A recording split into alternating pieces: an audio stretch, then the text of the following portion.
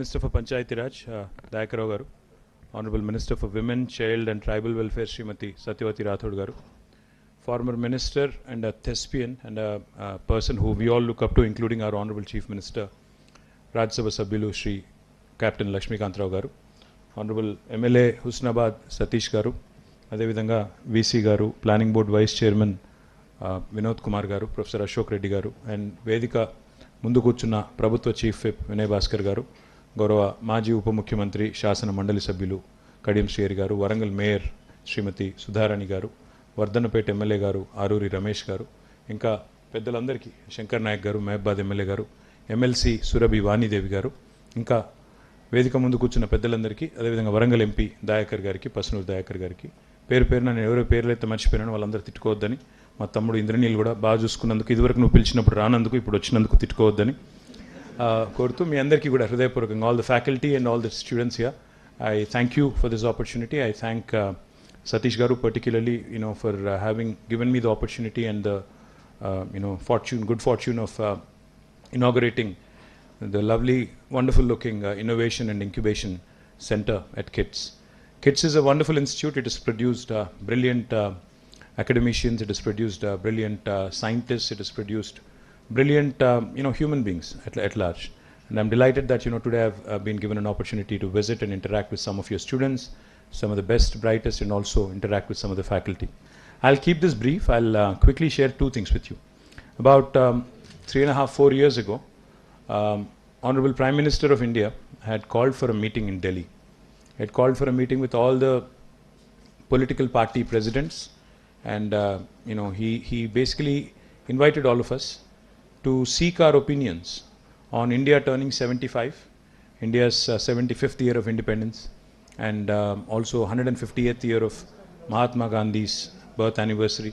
So he called for a meeting, and from the Bharat Rashtra Samiti or Telangana Rashtra Samiti back then, our Honorable Party President had nominated me to represent our state, our party.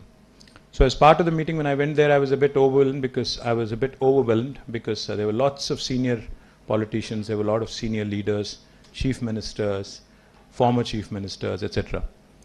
But when my turn came to speak, and when the Prime Minister asked, बताइए हमें क्या करना चाहिए अगर हिंदुस्तान को एक मजबूत देश बनाना चाहिए और एक उभरता हुआ राज नहीं बल्कि एक फर्स्ट वर्ल्ड कंट्री अगर बनाना है तो क्या करना चाहिए. This was a question he asked. అంటే దేశాన్ని 75 ఏళ్ల తర్వాత స్వాతంత్రం వచ్చిన తర్వాత మనం భారతదేశం కూడా ఎదుగుతున్న దేశంగా కాదు, అభివృద్ధి చెందుతున్న దేశంగా కాదు, అభివృద్ధి చెంది అగ్రరాజ్యాల సరసన నిలబడాలి అంటే ఏం చేయాలి, మీ అభిప్రాయం చెప్పండి అని అడిగారు. అడిగితే నేనేమన్నానంటే, సార్ మీరు ఏమనుకోనంటే నేను నిర్మోహమాటంగా మాట్లాడతాను. If you allow me to speak, and this was a close door meeting. There were no mics, there were no TV cameras or anything. It was in camera. So I told him, sir, if India really has to move up and take its rightful position under the sun and become a first world country, then what we ought to do is focus on the 3 I's. He said, what are those 3 I's? I said, first I stands for innovation. Second I stands for infrastructure. Third I is inclusive growth. Innovation, infrastructure, inclusive growth. Now what do I mean by innovation, infrastructure, inclusive growth? Today, let's talk about innovation slightly later, but let's talk about infrastructure. When I went to the US for the first time in 97, 98 to do my master's, I was amazed at the infrastructure. Of course, US is beautiful, you've seen it in movies, but when you actually land there, you'll see a stark difference. You go from India, you go to the US, you land there, you'll see a very stark difference, and you kind of feel bad for yourself, because coming from a third world country, you lament as to where we went wrong, how things haven't moved, etc., etc. So what amazed me was the infrastructure, but what amazed me even more was the attitude. I read a very nice, saying. There's a very popular president of the US called as John F. Kennedy. He famously said, America does not have good highways because it is a rich country. America does not have good highways because it is a rich country. America is rich because it has good highways. What this goes to tell you is, infrastructure is something that we cannot undermine. If a state, if a city, if a country has to progress, if we really have to move up the social ladder and become a first world country, there is no substitute for creation of infrastructure. There's no way a country can not create infrastructure and hope to be a first world country. So when I spoke in this meeting, I told the Honorable Prime Minister, I said, we have to create infrastructure of all kinds. We have to create rural infrastructure, we have to create urban infrastructure, we have to create water resources based infrastructure, drinking water, irrigation.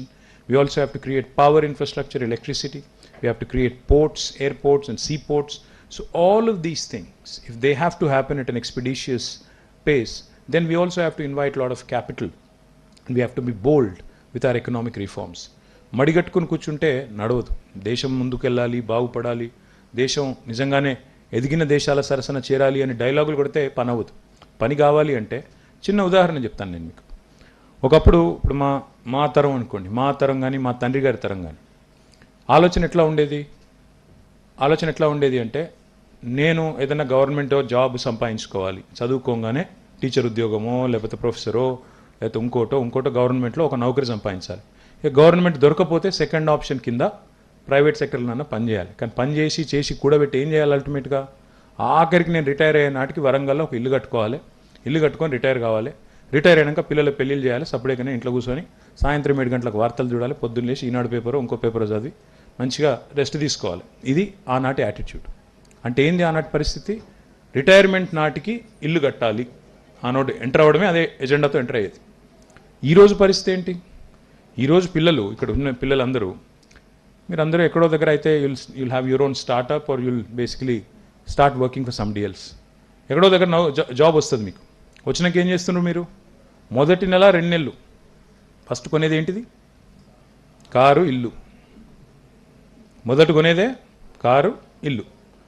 ఎందుకు చెప్తున్నా అంటే difference చూడండి. Generational థింకింగ్లో తరాలు మారిన కొద్దీ thinking ఎట్లా మారుతుంది? ఒకనాడు రిటైర్మెంట్ అప్పుడు ఇల్లు కట్టుకోవాలని ఎందుకు అనుకున్నారు మన ముందు జనరేషను? ఎందుకంటే డబ్బులు కూడబెట్టాలి, పెట్టి ఆఖరికి సరిపోయే అమౌంట్ ఉంటే అప్పుడు ఇల్లు కట్టాలి. ఇది థింకింగ్ ఆనాడు. ఈరోజు థింకింగ్ ఏంది? మొదలు ఇల్లు కొంటా అంటున్నాడు. అది కూడా అప్పటికిప్పటికి ఇల్లు ఖర్చు ఎంత అయింది? పెరిగింది. అప్పటికిప్పటికి 10 రెట్లు 20 రెట్లు పెరిగింది. అయినా ధైర్యం ఏందంటే, నేను కిట్స్ లాంటి మంచి కాలేజీలో చదువుకున్నా, నా డిగ్రీతో ఎక్కడైనా ఉద్యోగం వస్తుంది. ఒక ఉద్యోగం కాకపోతే ఇంకో ఉద్యోగం తీసుకోవచ్చు. ఇది కాకపోతే ఇంకోటి కాకపోతే ఇంకోటి. నాకు డోకా లేదు, నా స్కిల్ సెట్ ఉంది, నాకు ప్రపంచంతో పోటీపడే ధైర్యం నాకుంది. కాబట్టి బరాబర్ కడతా ఈఎంఐలు ఏడబోతుంది, నాకు ఆ సత్తా ఉంది అనే కాన్ఫిడెన్స్ ఈ జనరేషన్లో ఉంది. ఈ మాట ఎందుకు చెప్తున్నా అంటే, మన పిల్లల్లో మన సమాజంలో వచ్చిన ఈ మార్పు మన గవర్నమెంట్లో మాత్రం రాలే. గవర్నమెంట్లు ఇంకా కూడా మూస పద్ధతిలో మడిగట్టుకొని అప్పు చేయొద్దు, అప్పు చేసి పప్పు కూడా తినొద్దు అనే పాతకాలం చింతకాయ పచ్చడి ఏదో ఉంటుందో అదే డైలాగులు, అదే కథ తప్ప. ఇప్పుడు చిన్న విషయం మీకు ఎగ్జాంపుల్ చెప్తాను. ఇన్ఫ్రాస్ట్రక్చర్ బిల్డ్ చేయాలి. ఇక్కడ ఉన్న వాళ్ళు ఎవరైనా బయటికి ఎక్కడైనా వేరే కంట్రీకి పోయి ఇండియాకి వస్తే ఎంత బాధ అవుతుందంటే, అరే అక్కడ హైవేలు ఎందుకు బాగున్నాయి, మన ఎందుకు బాగాలేవు, అక్కడ రోడ్లు ఎందుకు బాగుంటాయి, మన ఎందుకు బాగాలేవు. ఈ ఆలోచన ఆటోమేటిక్గా వస్తుంది ఎవరికైనా కూడా. ఎందుకు బాగుంటలేవు? ఎందుకు అంటే మనకు ఆ డైనమిజం లేదు. అది కంట్రీ బోల్డ్ ఎకనామిక్ రిఫార్మ్స్ తేవాలి, ఆర్థిక సంస్కరణలు తేవాలనే ఆలోచన లేదు. ఎందుకు లేదు? భయం, సోషియలాజికల్ కండిషనింగ్. ఈ మాట ఎందుకు చెప్తున్నాను నేనంటే, మీకు దయచేసి when you're getting out of this college, infrastructure మీద ఫోకస్ గవర్నమెంట్స్కి రావాలి, ఇండివిజువల్స్ కూడా రావాలి. మనం ఏం చేసినా ప్రపంచ స్థాయిలో ఆలోచించాలి తప్ప కింద ఆలోచించకూడదు. That is the first request I have for you. Innovation అని నేను ఏమంటున్నా అంటే, ఇన్నోవేషన్ అంటే కేవలం స్టార్టప్సే కాదు. ఇన్నోవేషన్ అంటే ఇక్కడ కిట్స్లో ఇప్పుడు మీరు నాకు మీ సెంటర్లో కొన్ని ఇన్నోవేటివ్ ఐడియాస్ చూపెట్టారు, కొన్ని ప్రోడక్ట్స్ చూపెట్టారు. అది మాత్రమే కాదు, టెక్నాలజీ లెడ్ ఇన్నోవేషన్ అనట్లేదు. ఇన్నోవేషన్ ప్రతి స్పియర్లో ఉండవచ్చు, ప్రతి దానిలో చేయవచ్చు. ఇన్నోవేషన్ గవర్నమెంట్లో కూడా రావచ్చు. ఇప్పుడు కేసీఆర్ గారి నాయకత్వంలో, మన ముఖ్యమంత్రి గారి నాయకత్వంలో కొత్త పంచాయతీరాజ్ చట్టం వచ్చింది, కొత్త మున్సిపల్ చట్టం వచ్చింది, టీఎస్ ఐపాస్ లాంటి విప్లవాత్మకమైన చట్టం వచ్చింది, టీఎస్ బీపాస్ లాంటి చట్టం వచ్చింది. ఇవి కూడా ఇన్నోవేషనే. అడ్మినిస్ట్రేటివ్లో కూడా ఇన్నోవేట్ చేయొచ్చు. 20 రోజుల్లో బిల్డింగ్ పర్మిషన్ ఇవ్వాలి, లేకపోతే 21వ రోజు ఆటోమేటిక్ పర్మిషన్, అది ఇన్నోవేషనే. 15 రోజుల్లో ఇండస్ట్రీకి పర్మిషన్ ఇవ్వాలి, లేకపోతే 16వ రోజు ఆటోమేటిక్ అప్రూవల్, అది కూడా ఇన్నోవేషనే. పెట్టిన మొక్కల్లో 85% పెరగాలి, లేకపోతే సర్పంచ్ ఉద్యోగం పోతుంది, అది కూడా ఇన్నోవేషనే. అంటే ఇవన్నీ కూడా ఇన్నోవేషన్ అనేది కేవలం పిల్లలకో, టెక్నాలజీకో, స్టార్టప్స్కో పరిమితమైంది కాదు. గవర్నెన్స్లో రావాలి, మన ప్రతి స్పియర్ ఆఫ్ లైఫ్లో రావాలి. వస్తేనే దేశం ముందుకు పోయే అవకాశం ఉంటుంది. మూడవది ఇన్నోవేషన్, ఇన్ఫ్రాస్ట్రక్చర్తో పాటు ఇంక్లూసివ్ గ్రోత్. ఒక హైదరాబాదు, బెంగళూరులో స్టార్టప్స్ వస్తే, ఒక హైదరాబాద్, బెంగళూరులోనే ఐటీ పెరిగితే లాభం లేదు. వరంగల్లో పెరగాలి, కరీంనగర్లో పెరగాలి, ఖమ్మంలో పెరగాలి, నల్లగొండలో పెరగాలి. ఎస్పెషలీ కోవిడ్ తర్వాత మనం ఆలోచిస్తే అసలు జియోగ్రాఫిక్ బౌండరీస్కి అర్థం లేదు. టాలెంట్ ఉంటే పిల్లోడికి ఎక్కడ ఉన్న అమ్మాయికి కానీ అబ్బాయికి కానీ you can work from anywhere in the world. In fact this a company called Zoho in India.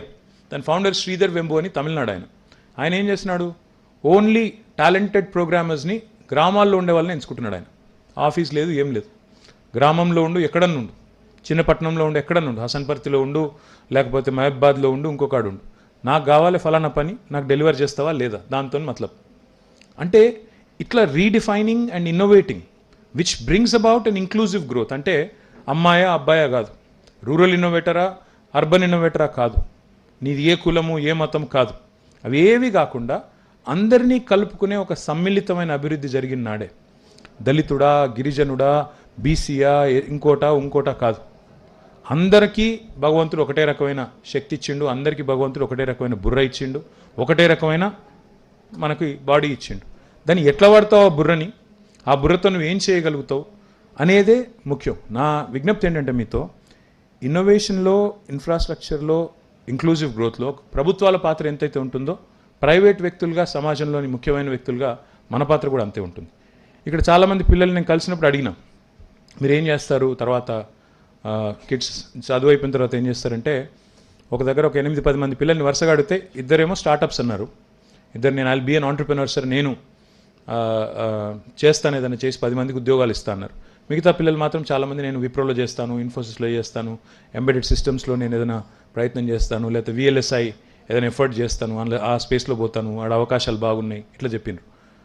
నా రిక్వెస్ట్ మీ అందరితో కూడా ఏంటంటే, మీరు పాస్ అయ్యే నాటికి మీ వయసు, ముఖ్యంగా పిల్లలది పాస్ అయ్యే నాటికి 21-22 ఏళ్ళు ఉంటాయి. మీరు ఇంజనీరింగ్ పాస్ అయ్యేటప్పుడు 21-22 ఏళ్ళు మీకుంటే, మీ తల్లిదండ్రులకి నాకు తెలిసి 40లో ఉంటారు లేదా 50లో ఉంటారు, ఎక్కువ 40s or 50s ఉంటారు. అప్పుడు మీరు వాళ్ళకి ఏం అవసరం ఉండరు. తక్షణమే మీరు పోయి మీ తల్లిదండ్రులకు భుజం ఆనిచ్చి వాళ్ళకి ఏదో హెల్ప్ చేసి వాళ్ళని మీరు రోజు సాధాల్సిన అవసరం అయితే లేదు. దయచేసి ఈ జనరేషన్ పిల్లలన్నా మనం బోల్డ్గా ఆలోచించాల్సిన అవసరం ఉంది. ఎందుకంటే ఇప్పుడు మనం చూస్తుంటే ఎగ్జాంపుల్ చూస్తుంటాం, సత్య నాదెల్లా మైక్రోసాఫ్ట్, ఆయన ఎవరైనా CEO. తర్వాత శాంతను నారాయణ్, ఆయన ఎవరు, అడోబీ CEO హైదరాబాద్. ఆయన Sundar Pichai Google, Lakshmi Narayanan Starbucks CEO, ఇంకా చాలా ఉన్నాయి, లీనా నాయర్ ఎవరు, లుక్ ఇట్ అప్, గూగుల్ చేయండి తర్వాత నేను పోయిన తర్వాత. పాయింట్ ఏంటంటే వీళ్ళందరి పేర్లు చెప్తున్నా, అందరం ఈయన తెలుసు ఆయన తెలుసు అంటాం, కానీ మన వాళ్ళు ఇప్పుడు మీరు చెప్పిన ఏ పేరైనా ఇండియాలో చదువుకున్నారు, అక్కడ పోయినారు, పని చేస్తున్నారు, కానీ they are CEOs of a corporation which is founded by somebody else. Google is not, Sundar is not the founder of Google, Satya is not the founder of Microsoft. Of course నేను వాళ్ళేం తక్కువ చేసి మాట్లాడతలేను, వాళ్ళు చేసే చాలా గొప్ప పని, కానీ వాళ్ళు ఇన్వెంట్ చేసింది కాదు, వాళ్ళు ఫౌండర్స్ కాదు ఆ సంస్థలకి. మీరు నాకు ఒక్క పేరు చెప్పగలుగుతారా, ఫలానా ఇండియన్ వ్యక్తి ఫలానాది డిస్కవర్ చేసిండు ఆ గూగుల్ స్థాయిలో, ఫేస్బుక్ స్థాయిలో, యాపిల్ స్థాయిలో, లేదా అంత దూరం కూడా కాదు, ఇంకా కొద్దిగా చిన్న స్థాయిలో ఒక అద్భుతమైన కంపెనీ, వరల్డ్ వైడ్ రికగ్నిషన్ ఉన్న కంపెనీ మనం తయారు చేసినాము. 142 కోట్ల భారతదేశంలో ఉన్న దేశము, భారత్ భూభాగం మీద 5వ వంతున్న దేశం ఒక్కటుందా? Tata is a great company, Ratan Tata is a great man, but ఇంకా టాటా ప్రోడక్ట్ ఓ గూగుల్కి ఉన్న రికగ్నిషన్ కానీ వరల్డ్ వైడ్ దానికి ఉన్నంత గుర్తింపు కానీ లేదు వాస్తవం చెప్పాలంటే.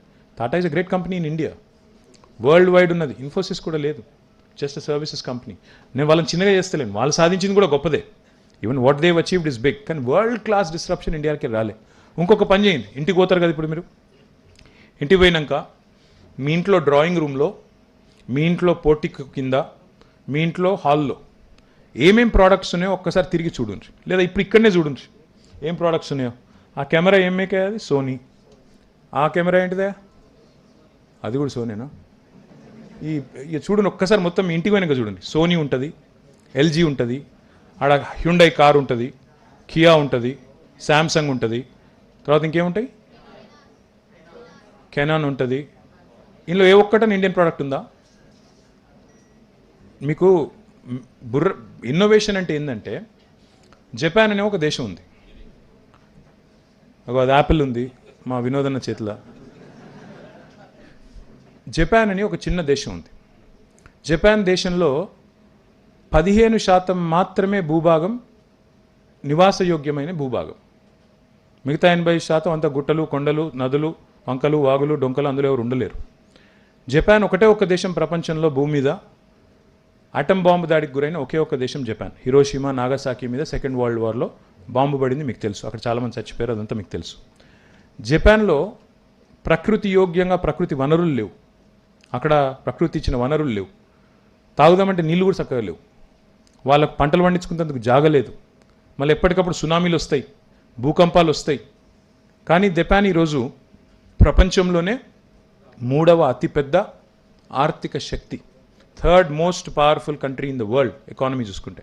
ఫస్ట్ యునైటెడ్ స్టేట్స్, రెండవది చైనా, మూడవది జపాన్. జపాన్ పాపులేషన్ ఎంత ఎరికేనా? 12 కోట్లు. మన పాపులేషన్ ఎంత ఎరికేనా? మరి వాళ్ళకు సునామీ వచ్చే, భూకంపాలు వచ్చే, వాళ్ళకు నీళ్లు దిక్కు లేకపోయే, భూమి దిక్కు లేకపోయే, బాంబులు పడే, అందులోకెళ్ళి 45లో బాంబులు పడితే ఈరోజు 2023 సంవత్సరంలో జపాన్ 3వ అతిపెద్ద ఆర్థిక శక్తిగా ఎట్లా ఎదిగింది? ఒకటే ఒక్కటి వాళ్ళు చేసింది, single minded focus on human intellect. వాడు వాడింది, మనం వాడింది ఏంటంటే దేవుడు ఈక్వల్గా ఇచ్చిన బుర్ర ఏదైతుందో వాడు బాగా వాడిండు, మనం వాడలేదు. తేడా అదే. మనం ఏం చేస్తున్నాం? చైనా ఉంది ఫర్ ఎగ్జాంపుల్. 1987లో చైనా, ఇండియా ఎగ్జాక్ట్గా సేమ్ సైజ్, ఎకానమీ సైజ్ తీసుకుంటే, జీడిపి తీసుకుంటే ఈక్వల్ సైజ్. 87లో సేమ్ చోట, అంటే ఇప్పుడు స్పోర్ట్స్ ప్యారలెన్స్లో చెప్పాలంటే, స్పోర్ట్స్ టర్మ్స్లో చెప్పాలంటే రన్నింగ్ రేస్లో ఇద్దరం ఒకటే దగ్గర ఉన్నాం 1987లో. ఈరోజు వాళ్ళు ఎక్కడున్నారు తెలుసా? వాళ్ళ జీడిపి ఏందో తెలుసా? $18 ట్రిలియన్ల. మనం ఎంతో ఎరికేనా? 1 ట్రిలియన్ అంటే 1000 లక్షల కోట్లు. వాడు $18 ట్రిలియన్. మనం ఎంత తెలుసా? ఇండియా ఎకానమీ సైజ్ ఎవరని చెప్తారా? $3.34 ట్రిలియన్. ఒకటే దగ్గర రేస్ ప్రారంభించిన ఇండియా, చైనా.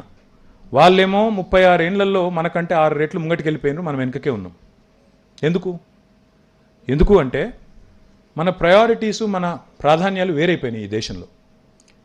ఒకసారి మీరు దయచేసి నేను ఈ మాట అంటే నన్ను వేరేలాగా అనుకోకండి. మనం ప్రపంచ స్థాయి ప్రోడక్ట్స్ మీద మనం దృష్టి పెట్టలేదు. చైనానేమో డిసిషన్ తీసుకుంది, నా పోటీ అమెరికాతో, నా పోటీ జపాన్తో, నా పోటీ యూకేతో, నా పోటీ జర్మనీతో, నేను వాళ్ళతో పోటీ పడతాను, ప్రపంచం గర్వపడే ప్రోడక్ట్స్ తయారు చేస్తానని వాళ్ళు అటు పెట్టుకున్నారు ఓరియంటేషన్. మనం ఏం చేసుకున్నాం? నా పోటీ పాకిస్తాన్తో, నా పోటీ బంగ్లాదేశ్తో, నా పోటీ శ్రీలంకతో, నా పోటీ ఆఫ్ఘనిస్తాన్తో అని చెప్పి ఇక్కడనే తెచ్చినాం. ఎందుకు? ప్రాబ్లం ఏంటి? ఎందుకంటే భారతదేశంలో కొన్ని అవలక్షణాలు ఉన్నాయి, వ్యవస్థలోనే. నీ పక్కన కూర్చున్న కులం ఏంది, మతం ఏంది, ఆయన ఏం తినాలి, ఆయన ఏం వేసుకోవాలి, బట్టలు ఏం వేసుకోవాలి, కాలేజ్కి వస్తే ఏం మాట్లాడాలి, ఏం మాట్లాడద్దు, దీని మీద ఎక్కువైపోయింది ఫోకస్, దీని మీద ఎక్కువైపోయింది. అసలు పని మీద లేదు. మంచినీళ్ళు ఇవ్వాలన్నా సోయి లేదు, రోడ్లు వేయాలన్నా సోయి లేదు, కరెంట్ ఇవ్వాలన్నా సోయి లేదు. కానీ ఈ అడ్డమైన దందలు పెట్టుకొని ఇళ్ళనే ఇరుక్కొని పోయినాం కాబట్టి ఇక్కడనే ఉన్నాం. కాబట్టి నా విజ్ఞప్తి మీతో ఏంటంటే, నిజంగా నెక్స్ట్ జనరేషన్ అన్న మారాలి, నిజంగా భారతదేశం అగ్రశ్రేణి దేశం కావాలి, అమెరికాతో పోటీపడే స్థాయికి రావాలి అంటే కరెంటు లేని ఊర్లు, నీళ్లు లేని ఊర్లు, నీళ్లు లేని తాండాలు, అదేవిధంగా నీరు లేక గొంతెండిన పొలాలు, ఇవన్నీ దుస్థితులు పోవాలి అంటే భారతదేశం యొక్క ఫోకస్ మారాలి, సమూలమైన మార్పులు రావాలి. నా విజ్ఞప్తి ఇందులో శ్రీశ్రీ గారు చెప్పినట్టు నేను సైతం, ఎవరని చెప్తారా? నేను సైతం అనేది ఇప్పుడు విన్నారా? నేను సైతం ప్రపంచాగ్ని కొద్దు, కానీ దేశం కోసం నేను కూడా ఒక సమిధలాగా ఉడతా భక్తిగా పనిచేస్తానని మీరు అనుకుంటే, my humble request to all the youngsters here is, don't be a job seeker, be a job creator. ఎందుకంటే నేను ఇంకెవరి కోసమో పనిచేస్తాను అనే మనసులోంచి ఆలోచన తీసేసి, నేను ఎందుకు 10 మందికి జాబ్లు ఇవ్వలేను? ఎందుకంటే మీరు పాస్ అయిన తర్వాత నేను ఇందాక చెప్పినట్టు మీ తల్లిదండ్రులకు వయసు అయిపోలేదు, ఇంకా మీరేం అర్జెంటుగా పోయి వాళ్ళకేమి భుజం ఆనిచ్చి మీరు వాళ్ళని కాపాడే అవసరం ఏం లేదు. ఒక 5 ఏళ్ళలో 4 ఏళ్ళలో తనలాడండి. You please try your own entrepreneurial thing. ఎందుకంటే దానివల్ల ఏం జరుగుతుంది అంటే 2 జరుగుతాయి. ఒకటి, జీవితంలో మన ప్రయత్నం ద్వారా నేర్చుకునేది మనం ఇతరుల కోసం పనిచేస్తే నేర్చుకోం. Entrepreneurship is something that will teach you so many facets of life, and there is no better time in India, there is no better time in India than now to be an entrepreneur, because governments today understand that entrepreneurship is the key to create wealth, to create employment, and we have created conducive environment for you. We are enabling. ఇప్పుడు ఉదాహరణకి కిడ్స్లో ఇక్కడ ఈరోజు బ్రహ్మాండమైన innovation and incubation centre వచ్చింది. హైదరాబాద్లో మీకోసం T hub ఉంది, V hub ఉంది, టీ వర్క్స్ ఉంది, టీఎస్ఐసి. మీ శాంత మీ అల్లు ఉంది ఇక్కడే అమ్మాయి. She is the CEO of TSIC. TSIC అంటే Telangana state innovation cell. TASK ఉంది, టీ వర్క్స్ ఉంది, తర్వాత రిచ్ ఉంది, research and innovation circle of Hyderabad. ఇవన్నీ మీకోసం ఏర్పాటు చేసిన సంస్థలు. మీరు వచ్చి వాడుకుంటే ఈరోజు నాకు చాలా గర్వంగా అనిపించింది. పొద్దున హుస్నాబాద్లో సతీష్ గారు తీసుకొని పోయినారు. అక్కడ ఒక ఆయన మహేందర్ అని, ఆయన గ్రామీణ ప్రాంతానికి సంబంధించిన వ్యక్తి, మరి ఎంత చదువుకున్నారో నాకు తెలియదు. ఆయన వచ్చి సతీష్ గారు నన్ను చాలా గర్వంగా తీసుకుపోయినారు. అన్న మీకు ఒకటి చూపెట్టాలా అన్నారు. ఏంటి అంటే తీసుకుపోయి అక్కడ ఆయన ఒక రోటోవేటర్ ఆయన తయారు చేసిండు. ఫ్యాబ్రికేట్ చేసి ఎవరు హైదరాబాద్లో ఎవరిని పట్టుకొని జీడిమెట్లలో ఫ్యాబ్రికేట్ చేసి ఒక రోటోవేటర్ తయారు చేసిండు. రోటోవేటర్ అంటే మనం పొలం దున్నేతందుకు వాడే రోటోవేటర్. ఇక్కడ గ్రామీణ ప్రాంతాల నుంచి వచ్చిన విద్యార్థులకు తెలుసు. నేను నన్ను ఏముంది ఇందులో ప్రత్యేకత, రోటోవేటరే కదా ఏముంది ఇందులో అన్న చెప్పినారు. బయట కొంటే 1,25,000 ఈయన సొంతంగా తయారు చేసిండు. 70,000 రూపాయల్లో తయారు చేసి మార్కెట్కి తీసుకొస్తానంటున్నాడు. దీన్ని ప్రోత్సహించాలి మనం అన్న. ఇది ఎందుకు చెప్తా ఉన్నా అంటే ఇట్లాంటి ఎన్నో వినూత్నమైన ఆలోచనలు మనిషి అనుభవం నుంచే వస్తాయి. మనం ఎక్కడో చూడాల్సిన పని లేదు. మనందరం గూగుల్లు యాహూలు కనిపెట్టాల్సిన అవసరం లేదు. చిన్న చిన్న ఆలోచనలు, మీ చుట్టుపక్కల ఉండే ప్రపంచంలో ఉండే చిన్న చిన్న పెయిన్ పాయింట్స్. నా దగ్గర వైష్ణవి అనే అమ్మాయి సిరిసిల్లలో తెలంగాణ స్టేట్ ఇన్నోవేషన్ సెల్ వాళ్ళు స్కూల్ ఇన్నోవేషన్ ఛాలెంజ్ నిర్వహిస్తే అమ్మాయి వచ్చింది. ఏం కనిపెట్టామమ్మా అంటే చిన్న విషయం, చాలా చిన్న పని ఆమె చేసింది. వాళ్ళు 2వ అంతస్తులో ఉంటారు ఇంట్లో, ఒక మిద్దెలో డాబా ఇండ్లు, పైన 2వ అంతస్తులు ఉంటారు. ఆమె వాళ్ళ అమ్మ వాళ్ళందరూ కలిసి. వాళ్ళ నాన్నకు ఆరోగ్యం బాగాలేదు. ఇంటికి సిలిండర్ వస్తే ఎట్లా గుంజుకపోవాలి, ఎవరు మోసుకపోవాలి? ఆ పాప మోసుకపోలేదు, వాళ్ళ అమ్మతో కాదు, ఎవరు తీసుకుపోవాలి? వాళ్ళ నాన్న సిక్కున్నాడు. ఏం చేసింది తెలుసా అమ్మాయి? ఒక పులి కనుక్కున్నది, ఒక పులి సిస్టమ్. ఇట్లా పైకి గుంజుకపోయేది, సిలిండర్ పెట్టి ఇట్లా మెల్లగా పయ్యలతో ఇట్లా గుంజుకపోయేటాడు. సింపుల్ టూల్ అది. కానీ if you think about it, necessity sometimes is the mother of invention. మీరు ఆలోచించండి, చుట్టుపక్కల మీరు ఏమేం జరుగుతుందో చూడండి. ఇప్పుడు స్విగ్గీ ఏంటి, జొమాటో ఏంటిది, ఇవన్నీ కూడా చిన్న చిన్నవి కదా. ఇంట్లో కూర్చొని ఒక బటన్ నొక్కితే నీకు ఫుడ్ రావాలా. నేను ఊబర్ ఫౌండర్ వచ్చిండే హైదరాబాద్కి సీఎం గారిని కలవడానికి. వచ్చినప్పుడు నేను అడిగిన, నీకు ఐడియా ఎట్లా వచ్చింది, ఊబర్ ఐడియా ఎట్లా వచ్చిందంటే ఆయన అన్నాడు, ఒకసారి ప్యారిస్లో మేము ఎక్కడో రెస్టారెంట్కి పోయినాము, బయటకు వచ్చే వరకు లేట్ అయింది, 2 గంటలు అయింది రాత్రి. ఎవడు ఆపినా ఆపుతలేడు, ఎవడు ట్యాక్సీ ఎవడు ఆపుతలేడు. అప్పుడు నా ఫ్రెండ్ అన్నాడు, నా పక్కకున్నాడు, ఒక బటన్ నొక్కితే ట్యాక్సీ వస్తే ఎంత బాగుంటుండే అన్నాడు. కరెక్టే కదా అనిపించేది తయారు చేసిన అన్నాడు. అంటే అప్పుడప్పుడు ఈ స్పార్క్ ఏదో మనం కనిపెడితే రాకెట్లు కనిపెట్టాలనేది ఏం లేదు. Simple real life pain points ఏంటి, వాటికి పరిష్కారాలు ఏంటి, దీన్ని ఎట్లా టెక్నాలజీని ఎట్లా వాడచ్చు. మేము చాలాసార్లు సీఎం గారి దగ్గరికి వెళ్ళి, కేసీఆర్ గారి దగ్గరికి వెళ్ళి ఈ టెక్నాలజీ ఆ టెక్నాలజీ, ఐఓటీ, రోబోటిక్స్ అది అని మాట్లాడగానే ఆయన ఒకటే అడుగుతారు, దీనివల్ల సామాన్యుడికి ఉపయోగం ఏంది, ఏమైనా దీంతో ఏమైనా లాభం ఉందా, అవుతుందేనా, అంతా ఉత్తుత ముచ్చటనేనా, లేకపోతే దీంతో ఏమైనా అవుతుందా? సామాన్యుడు తెలంగాణలో రైతు అంటే, ఒక రైతు కూలీ అంటే ఆయనకి ఏం లాభం అయితే చెప్పు దీంతోనే అడిగాడు. అట్లా ఆలోచించండి దయచేసి. ఇండియాకి కావాల్సిన ఇన్నోవేషన్ ఏంటి? లాస్ట్ పాయింట్, నేను ఎక్కువ మాట్లాడను, ఒక 2 విషయాలు చెప్పి నేను ముగిస్తాను. When you embark on the journey of entrepreneurship, remember 3 things. First, be an original innovator. You can be a copycat, but Amazon చూసి ఇక్కడ ఫ్లిప్కార్ట్ పెట్టొచ్చు, పెద్ద ఇష్యూ కాదు. అక్కడెక్కడో సక్సెస్ అయింది, ఇండియాకి అడాప్ట్ చేసి దానిలో కొన్ని మార్పులు చేర్పులు చేసి తీసేయచ్చు. హాలీవుడ్ సినిమా తీసి హాలీవుడ్ సినిమాను చూసి ఇక్కడ కాపీ కొట్టి ఒకటి తీసేయచ్చు సినిమా, అది పెద్ద కష్టం కాదు. కానీ if your original, if your innovation is original, it will have a longer impact and larger impact on the society. Number 1. రెండవది, ఒరిజినల్ ఐడియాతో మీరు బయటికి రాగానే వెంటనే ప్రపంచం మిమ్మల్ని కౌగిలించుకొని అబ్బా అద్భుతం చేసినావు నువ్వు అని చెప్పి సెలబ్రేట్ చేయదు. Please remember, it's okay to fail, celebrate failure. జీవితంలో అప్పుడో ఇప్పుడో 2 దెబ్బలు తాకితేనే నేర్చుకుంటాం దాని నుంచి.